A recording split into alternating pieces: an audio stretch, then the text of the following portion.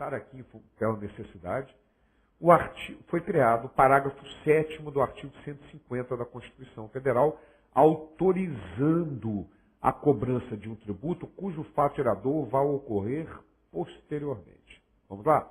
Vamos lembrar desse dispositivo.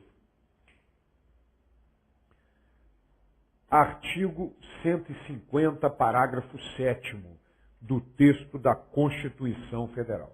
A lei poderá atribuir ao sujeito passivo da obrigação tributária a condição de responsável pelo pagamento de imposto ou contribuição cujo fato gerador deva ocorrer posteriormente.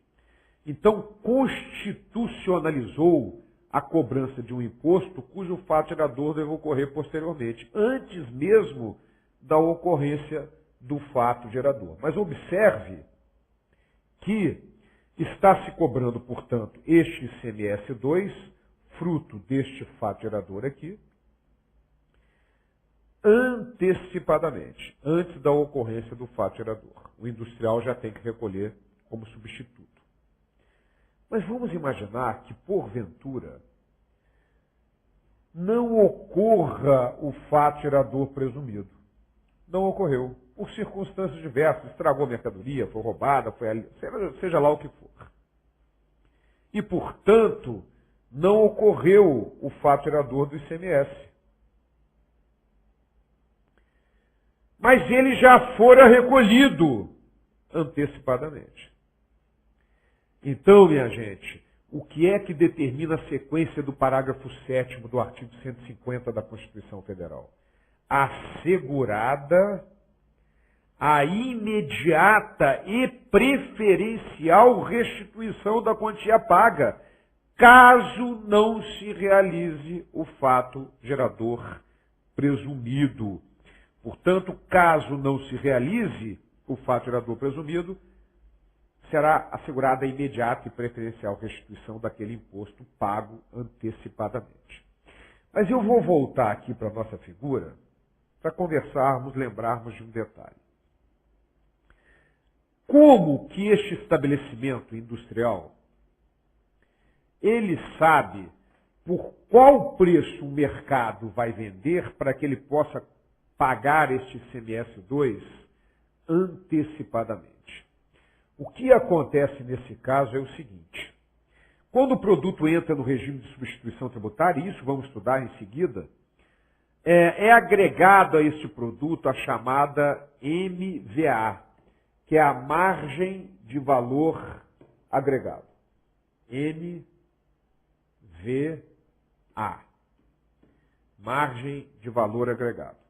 Vamos imaginar que a margem de valor agregado desse produto específico seja de 40%.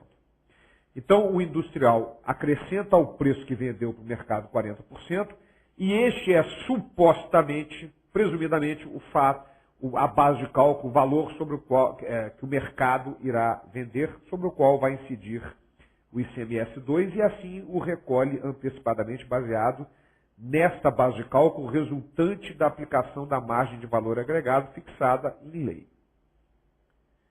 Já vimos que, se não ocorrer o fato gerador 2, é assegurada a imediata e preferencial restituição.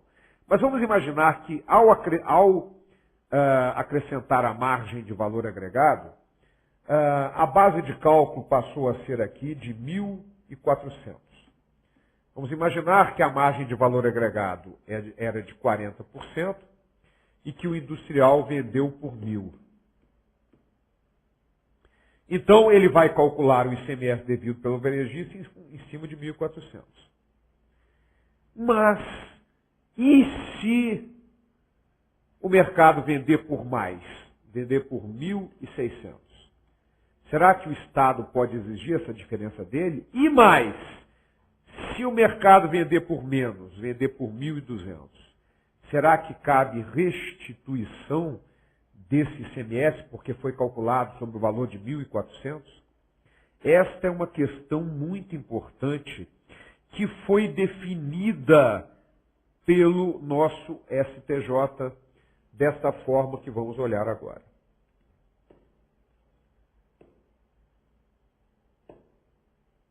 Pacificou-se nessa corte a partir do julgamento pelo STF, portanto baseado numa posição do próprio Supremo Tribunal Federal,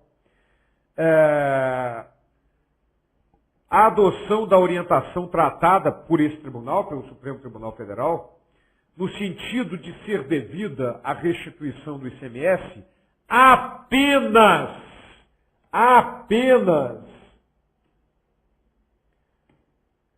somente nas hipóteses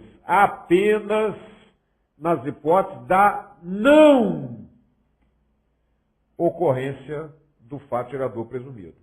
Não, portanto, nos casos em que a comercialização se dá em valor inferior ao utilizado como base de cálculo do imposto, ou seja, aquele resultante da aplicação da MVA, da margem de valor agregado. Portanto, só cabe a restituição nesta hipótese que não ocorrer o fato gerador presumido.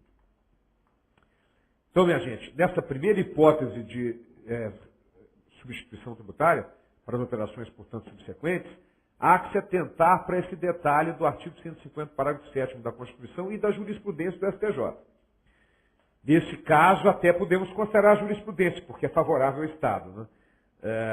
Se bem que o Estado também não pode exigir mais se ele vender por mais. Considera o STF, na sua posição, que serviu como fundamento, como fulcro dessa decisão do STJ, determina o STF que a aplicação da margem de valor agregado resulta num valor definitivo. Não cabe o Estado exigir mais se o indivíduo conseguir vender por mais e nem cabe restituição se ele vender por menos.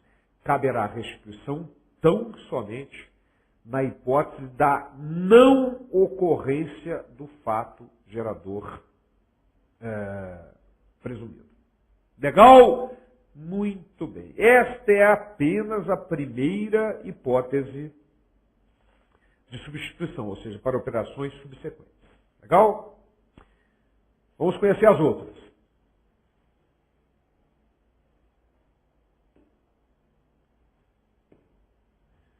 Substituição para operações anteriores, ou para trás, como chama o Supremo, ou regressiva, ou também conhecida como diferimento.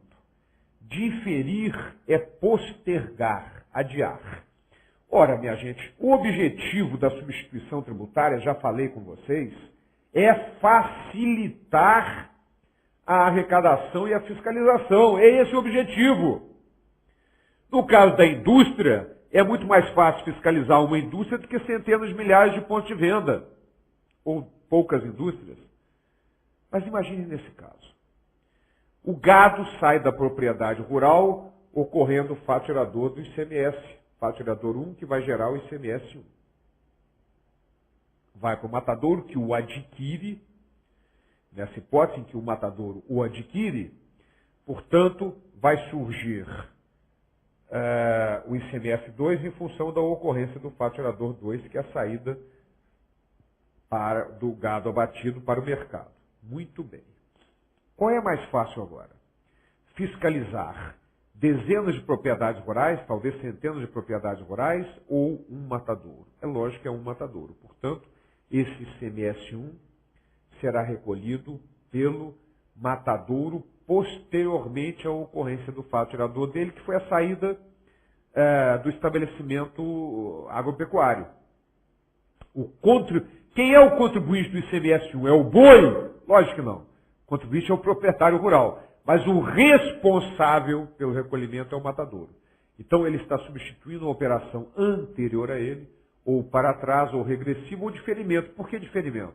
Porque o pagamento do ICMS1 está sendo postergado, adiado para o momento seguinte, que é a saída do matadouro. Não necessariamente a saída, pode ser entrada, pode ser outras circunstâncias, mas vai ser recolhido posteriormente pelo matadouro, e não na ocorrência do fato gerador 1.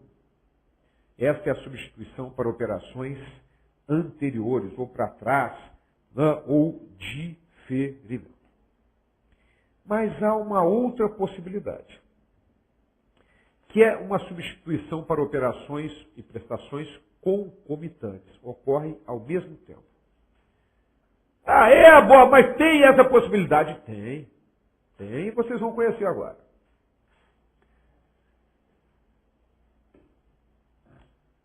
Substituição para operações concomitantes. Muito bem. Quando sai da indústria, ocorre o fato gerador, que é a circulação da mercadoria, dando origem ao nosso ICMS 1. Muito bem. Mas vamos imaginar que isso tenha sido uma venda FOB, sem frete. Sem frete, o cliente vai buscar no próprio estabelecimento. O mercado foi buscar lá. Mas o mercado não tinha como buscar e contratou uma transportadora para ir buscar. Numa operação intermunicipal ou interestadual, este serviço de transporte, que vai ser feito pela transportadora contratada pelo mercado, é tributado pelo ICMS 2. Este ICMS 2 incidente sobre o serviço de transporte, a responsabilidade pelo pagamento, o contribuinte é o transportador, mas a responsabilidade pelo pagamento pode ser atribuída ao estabelecimento industrial. Então observe que são operações concomitantes, porque na saída do produto iniciou o serviço de transporte. Ao mesmo tempo, concomitantemente. Então, a indústria será contribuinte do seu próprio ICMS, por dar saída do produto industrializado, do seu estabelecimento, e responsável pelo ICMS incidente sobre o serviço de transporte, cujo contribuinte é o transportador contratado pelo mercado para fazer o transporte. Como as operações e prestações, nesse caso, ocorrem ao mesmo tempo, são concomitantes, é uma substituição tributária para operações concomitantes.